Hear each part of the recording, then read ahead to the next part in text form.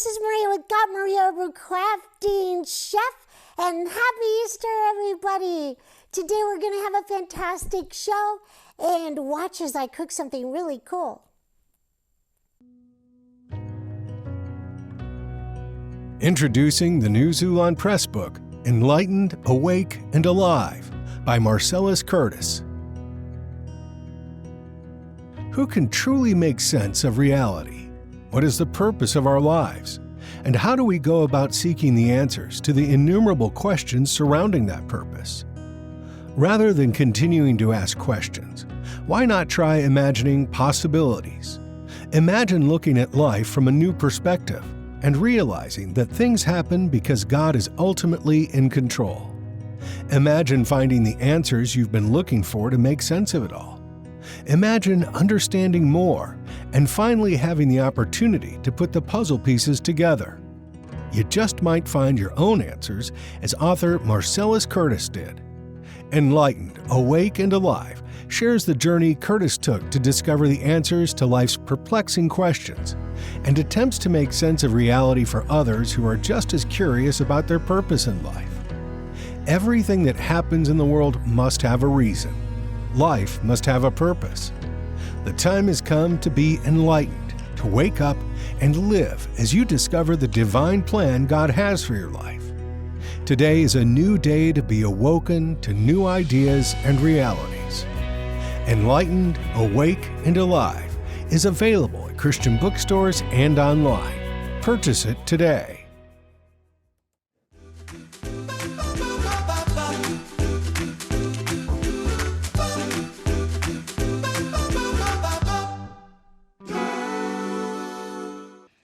Hey everybody, and welcome to D.I.Y at Night. This is Maria with GotMaria Crafting Chef, and today we're not cooking. We are going to make a ceviche. So you can call it whatever you want. Ceviche de jicama, ceviche de mango, ceviche de whatever you want. So ceviche is just a mixture of things. We're making this a cold salad, and it's full of nutrients, vitamins, super packed with good immunity boosters, okay? So I started off cutting up a mango, okay? So in this recipe, there's mango, red onion, cucumber, serrano chilies, red pepper, jicama, avocado, lemon, cilantro, lemon juice, olive oil, and lemon. So I started off cutting a mango so far, so let's continue. And all you do, you guys, is you dice up fruit, vegetables, whatever you want. I picked ones that I thought would pair very well together. I've made this before many times. Now, you can add to it. You can add shrimp to it if you want. You can add so many things, anything you want. You guys, the sky's the limit. So, all we do, this is one mango right here, okay? One mango. I've got another one here in the bowl, and I don't think I'm going to use it. I just wanted to have it just in case I needed another one. And I'm going to start off with a half of a red onion. So I've told you guys before, red onion, this is medicine. It is full of quercetin. It is full of vitamin C. And studies show that it's anti-cancerous because of its sulfur properties, as well as vitamin C. Helps regulate blood sugar. You guys, I'm not a doctor here to treat, diagnose, or any of that. So do your own research, but the research has been done. Studies have shown that it helps build your immunity, and the sulfurs in it. Any kind of food that has sulfurs in it, they say it's anti-cancerous. Helps with certain kinds of cancers, and helps you from getting them as well. If you have them, it helps shrink tumors. There's many things that it does. Now, this is a cucumber, and so all I'm going to do is dice it up a little bit. I'm leaving the skin on because these are organic cucumbers, you guys, so I'm going to leave the skin on. A lot of times I'll stripe them, which means I'll just take a little piece off of them to make a pretty stripe. But in this case, I'm not. These cucumbers here, the skin is very thin, so it's okay if you leave it on. So I'm going to do that. Okay, so this is just full of nutrients, you guys. Super healthy, and it's very refreshing, especially in the summertime. Anytime, but in Nevada, when it gets 110, 115, man, it's a great thing to eat. And I'm going to show you how pretty it is. You can add, like I said, some shrimp. If I do this with shrimp, I add baby shrimp. Okay, the little baby cocktail shrimp. I don't add the big ones. Like you, Gary, you're like a baby. My hubby's a baby. Cameraman's a baby. And I like to do that because it just looks so pretty. Now, I'm going to use a serrano chili. You guys, serrano chilies are super good too. They have all kinds of vitamins in them. A lot of these chilies have vitamins A. They have all kinds of good minerals and nutrients in them. A lot of people here and all over the United States right now, maybe the world, I don't know, have had some kind of crud going on and they haven't been able to shake it. So when you add chilies, hot chilies, to your food, your recipes, it helps burn out the crud, okay? So we're gonna add one there, and I'm gonna add a half of another one. I think it needs 1.5 to this particular bowl. And so now if I cook these, you know, like just put them on a fire for a little while, it reduces the heat just a little bit. Serrano chilies have about 20,000 units of heat in them.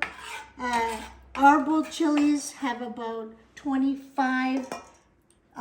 30 to 50. So these aren't really hot, but they're really good to help burn out crud, guys, okay? That's what we want to do.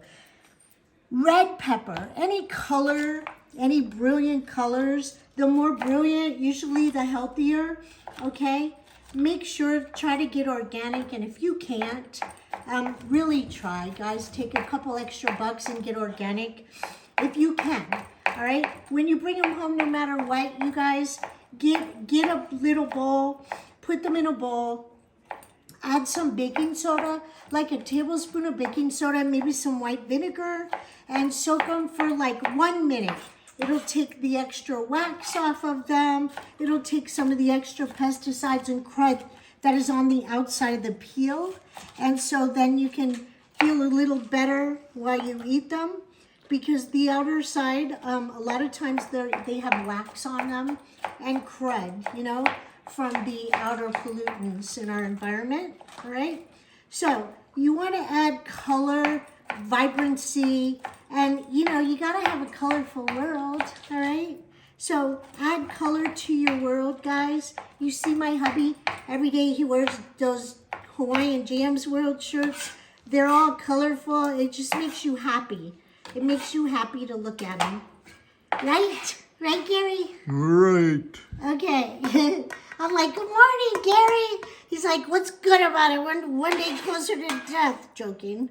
Yeah, so. Not really. Don't you, Gary? Don't you? Oh, So anyway, you guys, this is super simple.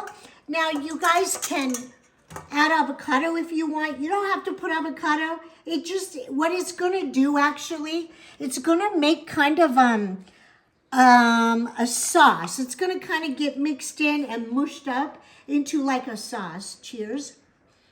like a sauce or a sauce? It's gonna get mushed into a sauce. Put this on your face, all around your face, okay? Great for your skin. My grandmother did that every day of her life. She ate 1/2 of an avocado every day of her life. They had an avocado tree in California, in San Francisco. Okay, so I'm putting only 1/2 of an avocado in here. Like I said, it's not gonna stay intact. What it's gonna do, once I start mixing it, it's gonna get mushy and go into the sauce, okay? So I have my red onion, my red pepper, I have mango, red onion, serrano chili, cucumber, or pepino, whatever you want to call it. Now I'm going to add lemon, okay? So I'm going to go ahead and use this gadget, all right? And I don't usually use gadgets, but I'm going to. Woo, that's why I usually just do it with my hand. Just get shot in the eye. I did. We're gonna put a lemon in like that. Squeeze it in there. Okay, there's one lemon. And then you guys, in this recipe, why did I just do that? I just dumped the seeds in there.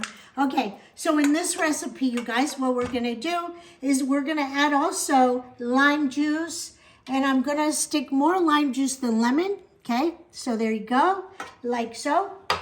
And we're gonna stick some olive oil. So here we go with the olive oil, and I could have used a bigger nozzle for doing this show, so it's faster. But this way you can really regulate it. Okay, so there's some olive oil. All right, now you guys, we have special ingredients. We have chili powder, sea salt, Hungarian paprika, and black pepper. So this makes kind of that that Spanish spice. I forget what it's called, tajin or something like that. But this is just a little healthier with you doing it yourself, okay? And then we're gonna put some parsley in it, all right? So we're gonna grab some parsley and we're gonna chop up some parsley just like this. We're gonna chop it up like so, you guys. Then we're gonna mix it up. I got it, Gary. I got it, Gary. I gotcha. And then we're gonna chop it. Yikes. Chop it up. Make some noise, you guys.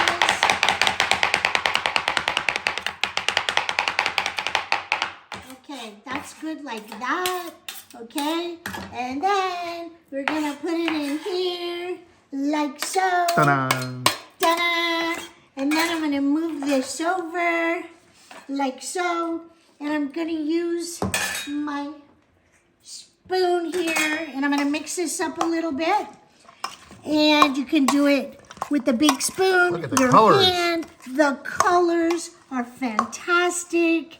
All right, just like this. And then I wish Gary could get off the camera and taste it like he does on our show. But then who's gonna do the camera? Mix it up like this. All right, look at this. Look at this. This is all healthy vitamins, okay? When you peel your fruit, vegetables, if it's organic, save it, okay? And what you're gonna do is you're gonna put it in a tea stock pot for your tea of the day. That's what I have over here. And the pepper seeds are gonna get dried and we're gonna plant them. So here, bon appetit. I shall try it and tell you how it is. Oh. And the crowd goes wild. Until next time. Are you looking to brighten up your home? Perhaps your wardrobe or accessories? If so, we can help. Stop by our boutique at www.presentationsbypatty.boutique, where we can dress you and your home with originality, confidence, and comfort.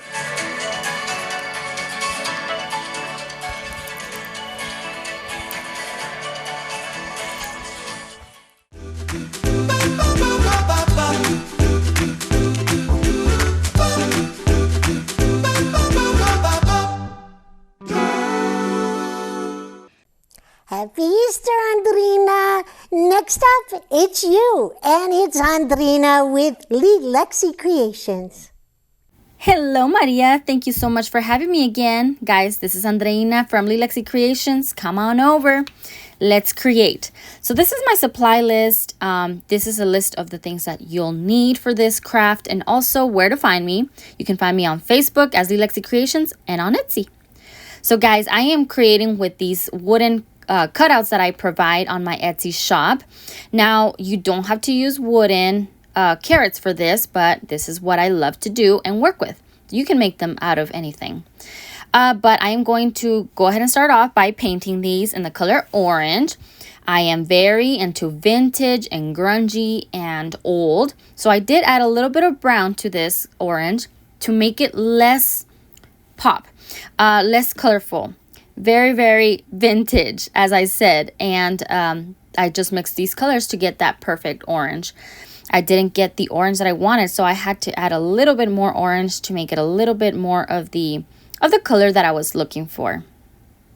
And as you guys can see, this color is very, very vintage, almost brown. But you guys can paint these any color you want, of course.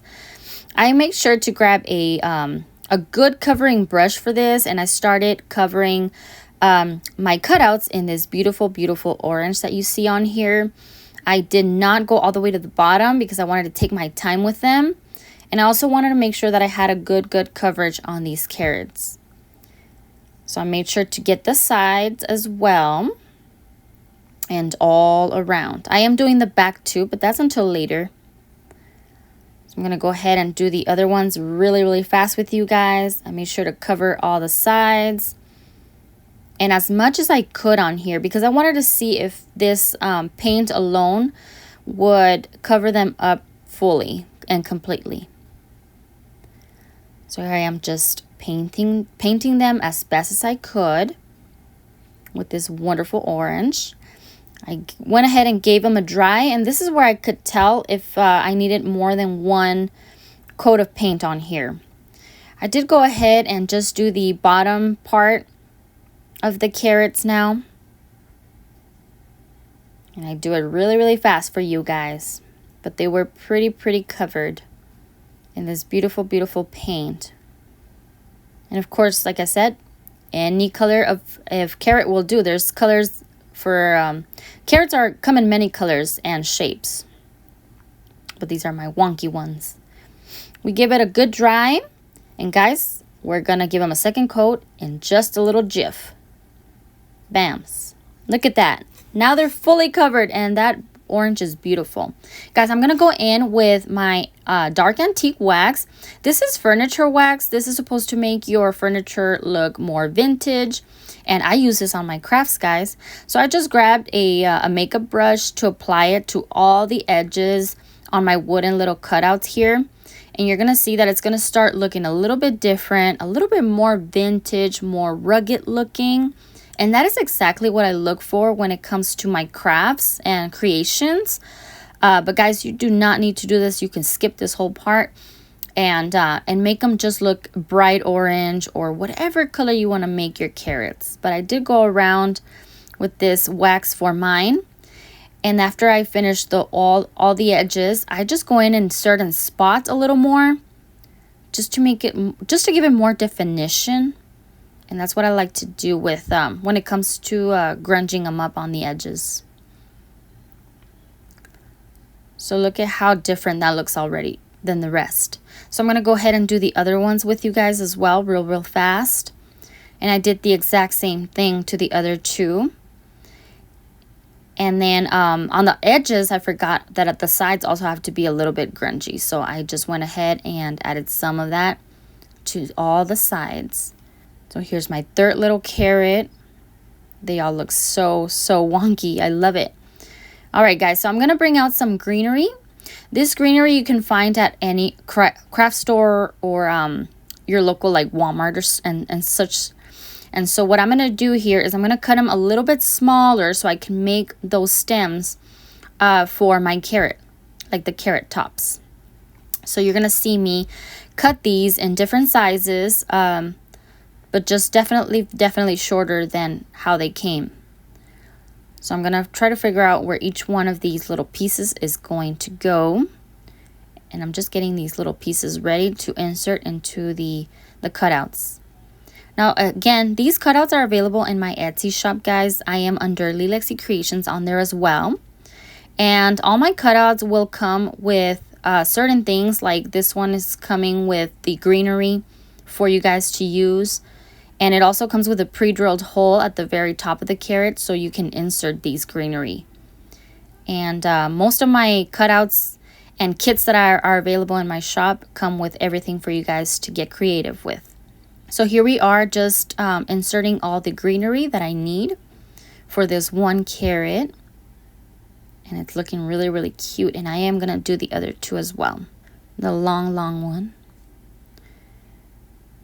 Here we are again, adding some greenery to the second carrot. And all I needed was 2 pieces for each carrot. There's no need to put more. It looks very, very cute as is. And then I'm working on this last carrot and also adding some of that greenery. And look how cute they look. They're amazing, guys. I love them. All right, now guys, what I was trying to see here was how you can actually display these. You can display them together as I'm doing here, or you can display them separately. It's really up to you how you want to display your decor. But I wanted to add a tag on this one, and I want to display them together. So I'm going to cut my tag because it was a little too big. So I just cut my tag, and this is coffee stain, as you guys can see. That's why it looks so very old and dirty. And I just made my tag a little smaller by snipping it on all 3 sides. And I'm going to use this bunny stamp to stamp on this tag, okay? So I'm going to make sure to put this on my ink pad and transfer it over to my tag. And that bunny looks so cute. I love this tag, guys. I did. So what I like to do to my tags, again, this is preference only. I love to do old and wrinkly, all that good stuff, guys. I wrinkled it up in my hands, making sure not to tear it. And then you unfold it or unwrinkle it up. And then with my scissors, I am just going to scratch off all the edges. But you're pretty much just scratching off all the edges and making it look very, very distressed. Now I am grabbing the leftover wax that I used on my carrots, and I'm going to use it on all the edges of this tag. Just grabbing some more to finish it off at the bottom and sides, and a little bit inside the tag as well. Beautiful, beautiful. I'm going to make sure to bring out some of this. It's a fabric strip, guys, in the color like brown. It was a gift to me by a creator friend. And so what I'm going to do is I'm going to put it through the hole of my tag. And this is going to hold all my 3 carrots together in place. So I'm just going to make sure to go from the back to the front. And I'm going to create a cute little bow at the front. I'm actually just tying it in a cute little bow, just how you would with your shoelaces. I didn't want nothing fancy, just something simple. And that's what we came up with. I hope you guys love this. Hope you guys give this a try. You can always use cardboard instead of wood. And guys, make sure you come on over to my page. It's Lexi Creations on Facebook. I do lives. I do DIY live tutorials. And I would just love to have you. Thank you for having me, Maria. Are you looking to brighten up your home? Perhaps your wardrobe or accessories? If so, we can help. Stop by our boutique at www.presentationsbypatty.boutique, where we can dress you and your home with originality, confidence, and comfort.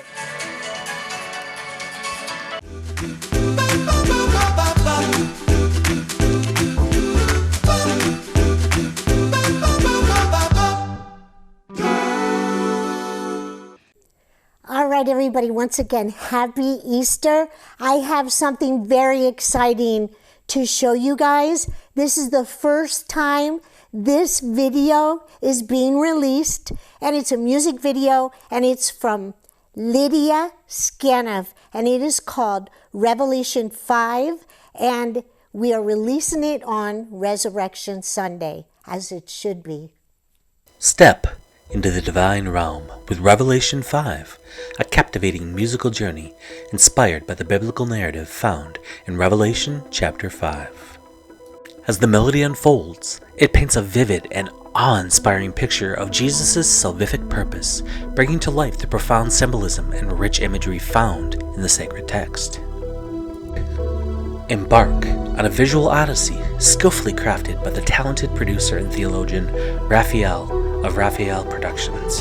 The music video seamlessly weaves together a tapestry of cinematic excellence and profound theological depth, creating a compelling narrative that transcends both sound and sight. Revelation 5 is not just a song, it's a thought-provoking experience that delves into the depths of spiritual revelation. The visuals are laden with biblical symbology and types, inviting the viewer to contemplate the profound truths encapsulated in the book of Revelation. Let the captivating melodies and breathtaking visuals guide you through the cosmic themes of redemption and divine purpose. Immerse yourself in this transcendent audio-visual masterpiece where music and theology converge, giving life to the timeless narrative of Revelation chapter 5. Join us on a journey of discovery and meditation as Revelation 5 unveils the mysteries of faith through the artistry of sound and vision.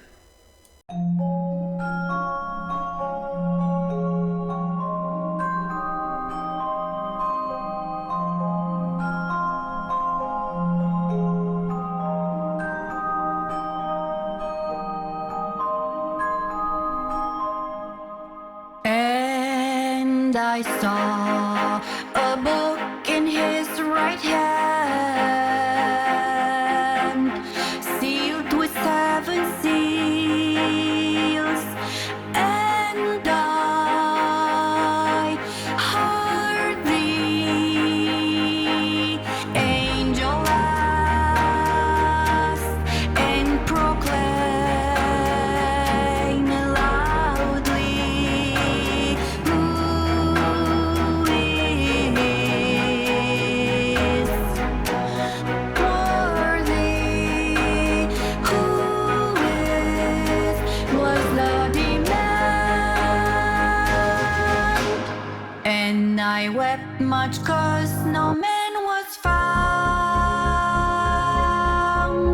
worthy to open the book and complete divine holy task. Jesus is alive. Jesus is alive.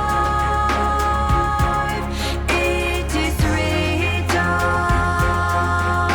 of him in Revelation 5.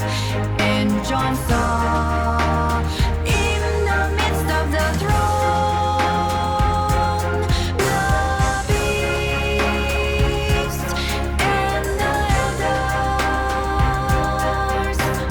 There stood the Lamb as it had been slain for the sinners.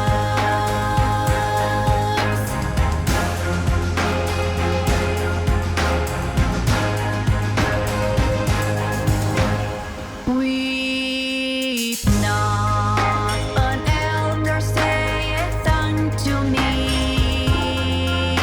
O dear saints, behold the Lion from thee, Judah's tribe.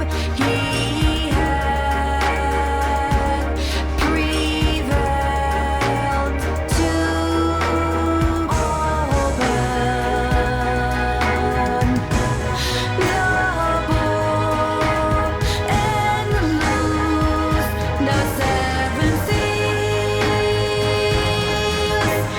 Worthy is the Lamb, root of David. They're singing the praises of him as the vision describes and reveals. Jesus is alive. Jesus is alive. It is written of him in Revelation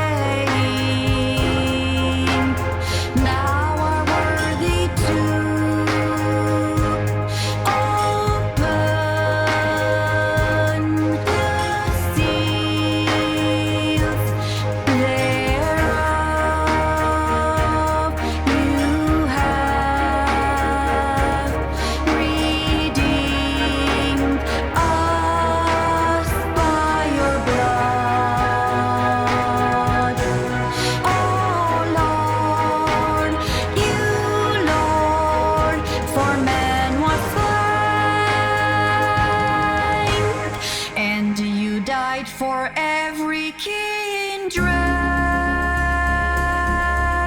and tongue and many people and the nations with love, holy love. Jesus is alive. Jesus is alive. It is written of him in Revelation 5. And John saw in the midst of the throne the beast and the elders. There stood the Lamb as it had been slain for the sinners.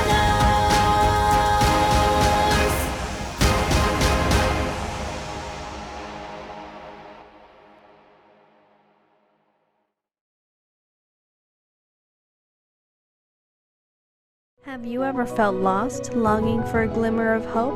Welcome to Restored by Hope. Meet Vicky Ann, a missionary in Central America.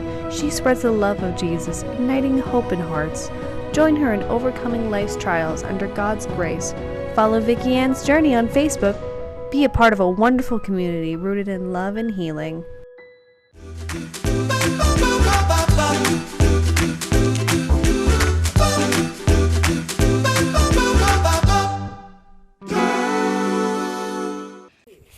All right, everybody. Next up is Kim Bernard with Creating from My Corner.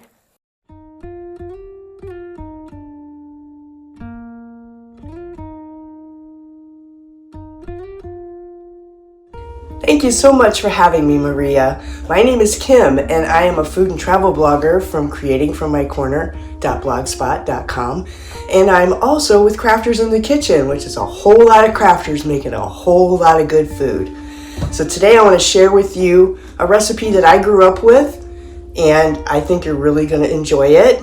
So come with me, and we're going to make some pizza. St. Louis style pizza crust is super, super thin. There's no yeast. There's a little baking powder, but there's also an unusual secret ingredient, cornstarch. And the cornstarch will give your crust that thin, crispy crunch that you want with a St. Louis style pizza. So we're going to start with our flour. And this will make two 12-inch pizzas. You can always make them a little bit bigger if you want them a little bit thinner. So we're going to start with 2 cups of flour, regular old all-purpose flour, and to that we're going to add 2 tablespoons of cornstarch, just like that, and then we're going to add in our baking soda. It's a teaspoon of baking soda, it's not a whole lot.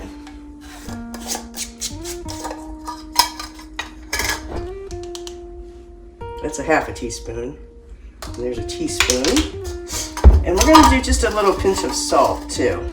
Just a little pinch of salt. We're going to mix this together, get it all nicely combined. Then I have it in a cup, and it does not have to be warm. It does not have to be any kind of temperature. There's no yeast, so it doesn't matter what temperature your water is. I have a half a cup plus 2 tablespoons. We're going to add that in. Plus, one more thing, 2 tablespoons of olive oil.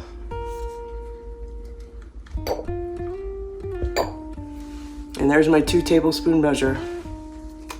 We're going to add that in.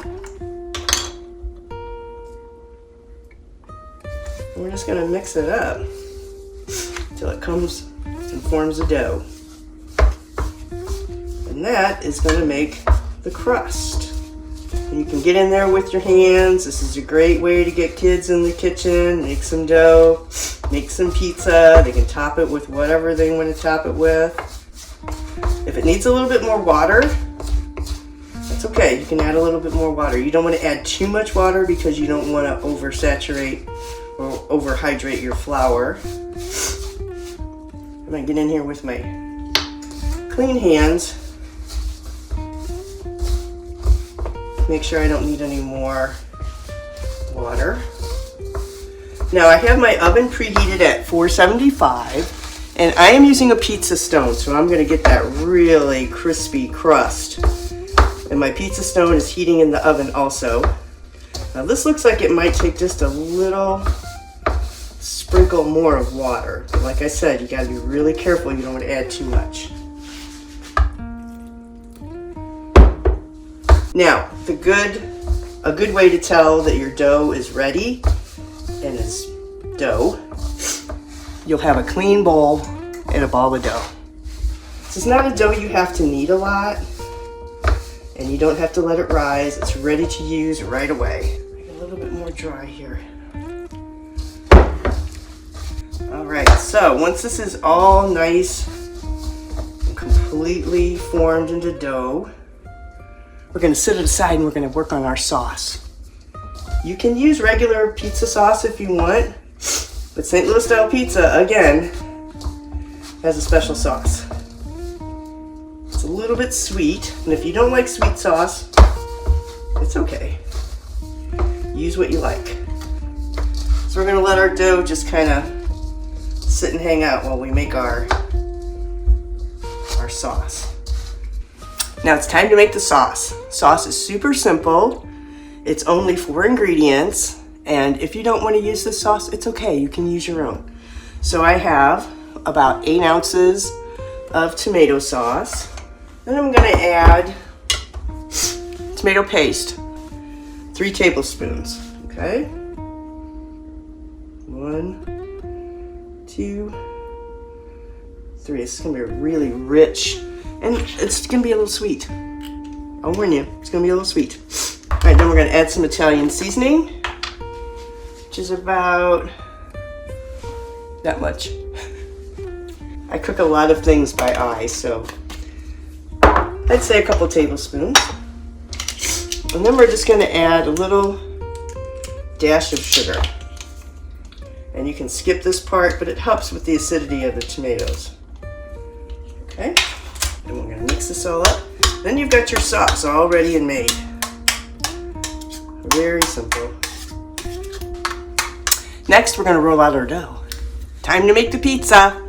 I'm going to go ahead and roll this out. What I did was I made my dough into a ball and kind of flattened it between 2 pieces, or 1 piece of parchment paper. I've got another piece here in case I need it. And we're just going to start rolling it out.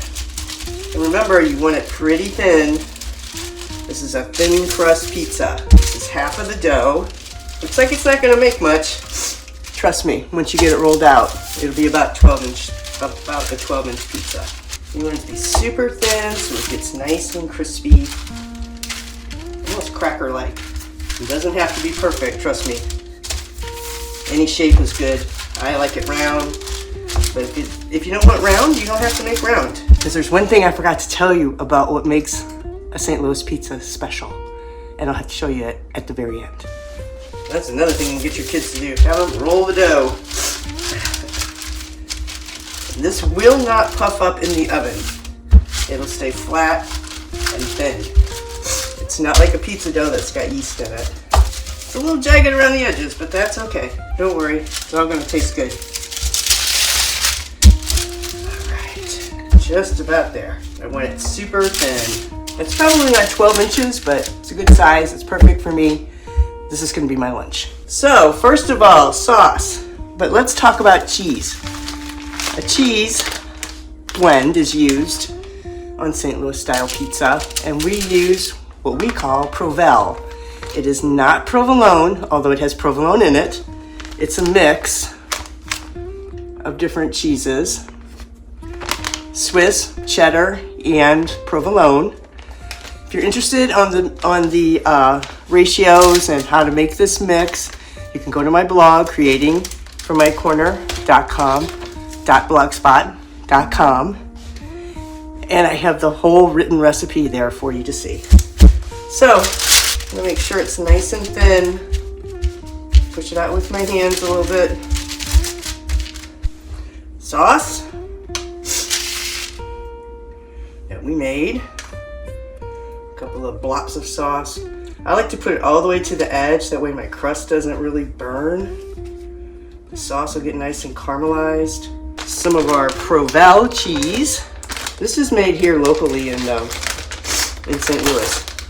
This cheese melts so beautifully, tastes so good. I grew up on Provel, so I like it. Okay. Now, toppings.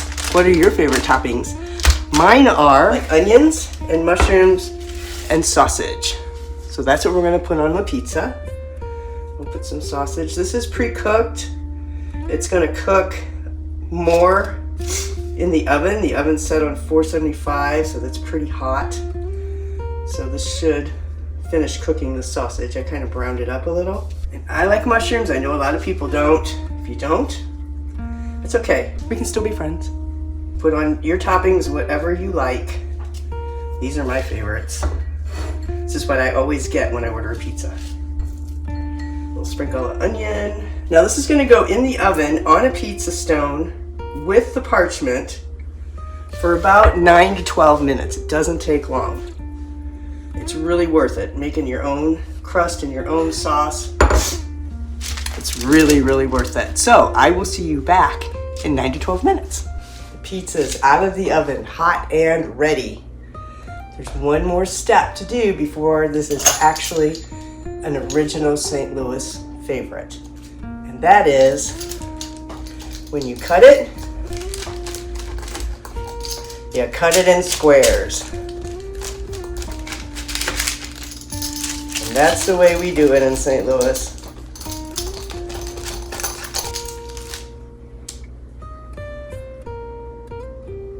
So thanks for joining me today. I hope I've inspired you to make this St. Louis classic pizza. Remember that the written recipe is on the blog, which is creatingfrommycorner.blogspot.com. And also don't forget to look us up on Facebook, Crafters in the Kitchen. You'll be getting a whole lot of good recipes and a whole lot of fun there too. So thanks again for being with me, and until I see you again, be well.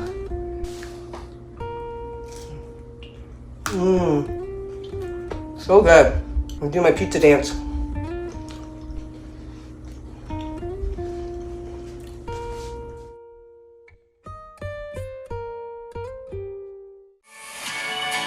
Are you looking to brighten up your home?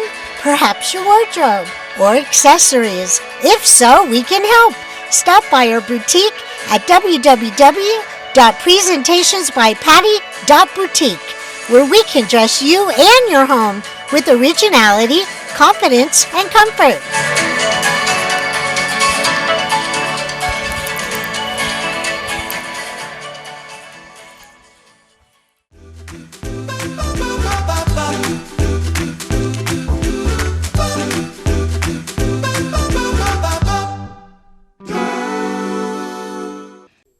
Well, next up we have Lisa Seiler with Crafting and Cruising. I'm excited. Hello, and thank you, Maria, for inviting me to be a part of this segment. I'm Lisa Seiler, owner and creative director of Crafting and Cruising. Today, we're going to be creating a cute little birdhouse. So we're starting out with a little birdhouse I picked up at Michael. The first thing I did was go ahead and base coat with 2 coats of a white chalk paint. So we need to let our stencil on the roof be drying. So I'm just using a stencil that I've had for a while. If you have a palette knife, you may want to use a palette knife. I'm just going to use a plastic knife. So this is just from a local dollar place that I got this spackling. It gets a little messy, but that's no big deal. I'm going to lay it down and rub it really well the way I want it on my birdhouse. Now we'll gently remove it.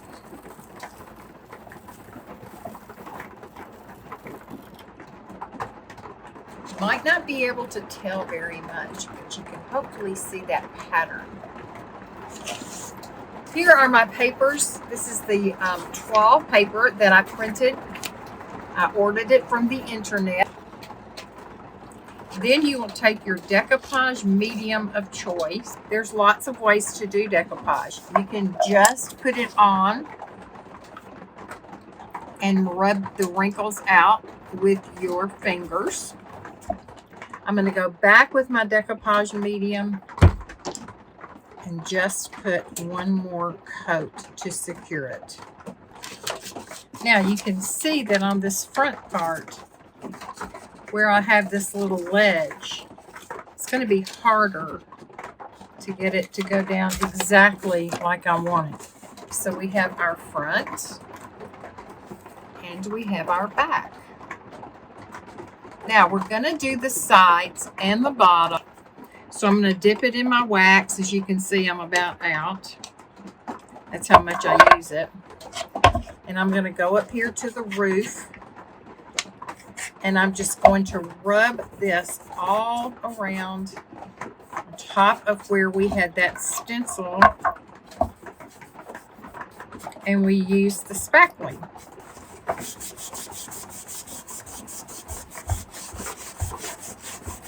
Wiping the excess off with a paper towel, and it really brings out that wood grain. Isn't that pretty? I buy all sorts of bling from Amazon and lots of other places, but this kind of bling is my favorite because it's got the sticky back on it. Sometimes you have to kind of work with this back to break it kind of loose. Some of them are clear on the back and they're very hard to see to get them to loosen up. All right, so I'm going to start right up here at the top. And I'm going to peel the backing off as I go so it won't stick to anything else. And just kind of push it down.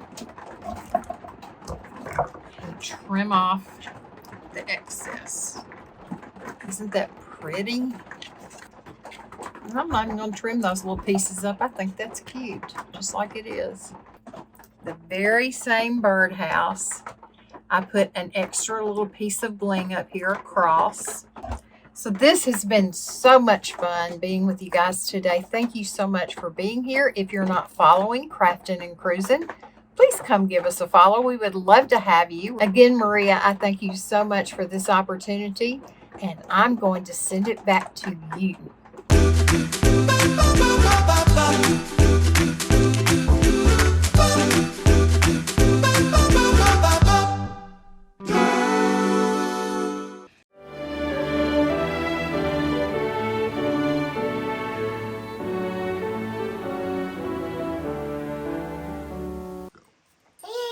This is Maria with GotMaria Crafting Chef, and this is D.I.Y in NYE, and this is our Battleborn segment, and that's a mouthful, but this is, Battleborn is for local Nevada, anybody in Nevada, so we have an author here, and this is Marie Tolan, and you guys, Marie's going to tell you about the trilogy of story that she wrote, and why.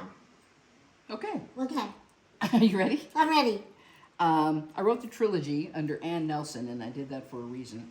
My mom picked Ann as my middle name. My dad picked Marie. And I wasn't born under Nelson, I was adopted. And so it's an homage to my mom and my dad to take my middle name and my true last name to make that as my nom de plume. It actually is part of my real name. But the books came to be because in 16, I lost my best friend, my dad, and my mom the same year. I was missing my friend about a year and a half later, and I started writing All in a Daydream as a way to say goodbye to her, but in a sense, it became a romance, and I brought her back to life in the book. And that sort of gave me a chance to have more time with her, and that was important. My main character is named Rebecca, and the reason her name is Rebecca is my mother's original name for me when she adopted me was Rebecca Lynn, and my dad said, hell no. Oh. And I will love that man forever for that. So I named my main character Rebecca. Oh, okay. And that was again for my mom. So do you feel like you kept her alive? You could keep communicating with her? I did. I got to, I write in a very unique style. I'm very conversationalist when I write. And as an author, as you read the trilogy, I actually yell at you as a reader. And basically it's because if you forgot what happened in book 1, I yell at you in book 3. Because you should know that. But yeah, it was a way to keep her alive and to tell stories that I remembered all through the 34 years of her being my best friend. Okay, so some of this is true. Some of it is true. Some of it is true. But every author has to put a bit of themselves in this. Right. So my heroine is in her 50s. She doesn't really believe that much in love until she meets a very nice man in his 40s who built his own multi-million-dollar yacht and takes her on a cruise to Alaska. And she falls madly in love with him, but she doesn't know if she can trust it. And as the story progresses, you'll see how she grows and he grows, and in The Dreamer, it all comes together. Okay, I have a question. You have to know.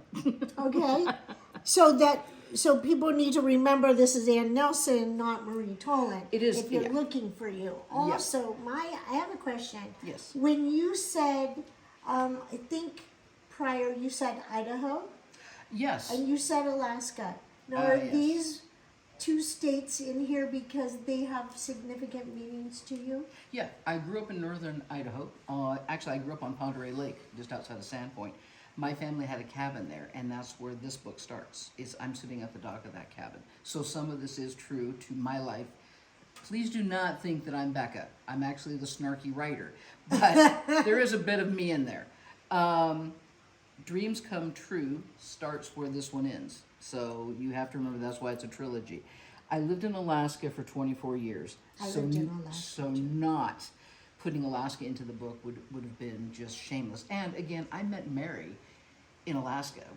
The second day I was in Juneau, Alaska, I met Mary. Your best friend? And that's exactly what she said. She goes, "We're going out for drinks tomorrow night, and you're going to be my new best friend." I'm like, okay. Oh, that's funny. And within 3 months, she was introducing me as, "This is my best friend in the entire universe." Aww. And when she decided to marry Kelly, she looked at her and said, "Yeah, if Marie doesn't like you, we're breaking up."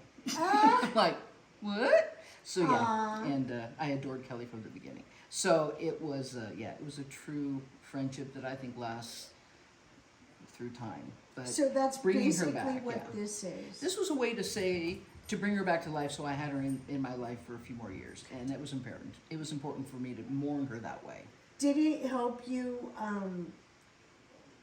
go through that grieving process? Did it help you feel better, like It did, lighter? Yeah, I mean, like I lost my daughter at 27, and we never talked about, right, Gary? We never talked about like with anybody. We should have, because we kind of went into a dark place. But you know, It's easy to do if that. I never thought about writing anything, you know. But did this help get through those grieving stages? Yes, very much so. Yeah, and you'll see that as the book progresses. It's a way to do a proper goodbye, Okay. and you feel good about it. And so it was nice, and I actually got to create a love story in the mix, which was really nice. And I publish under Pegasus, so the books are available on Amazon, Barnes & Noble, except for book 1, which you can only get from me. And you said you'd be lovely enough to put my email address up, and you can just get a hold of me or my website up, and I'll get you a book. Yeah, okay. So I'm so excited to read these. You guys, my mom read 2 of them before she passed away. And so she said they were fantastic. And if my mom said they were good, they're good, because my mom read a book a day and she was an avid reader. And so if she said it was good, it's good. So thank you, Marie, for being on. thank you, Maria. You guys, you have to read the books. Have a great day. See you next time. Thank you.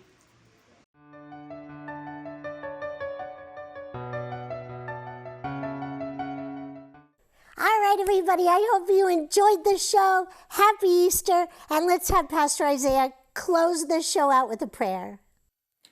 Hi, today's topic is entitled Spending Time with God.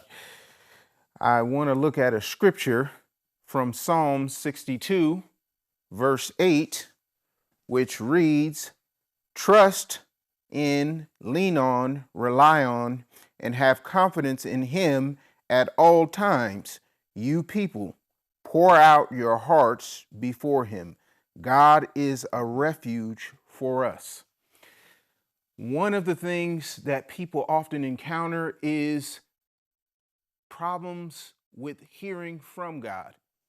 And one of the reasons why we have problems hearing from God is because we're not spending enough time with God.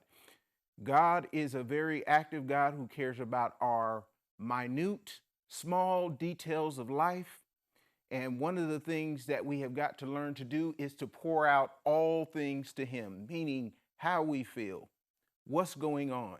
He knows these things already, but the act of us pouring out these things before him is how we get closer to him. It's how we know him.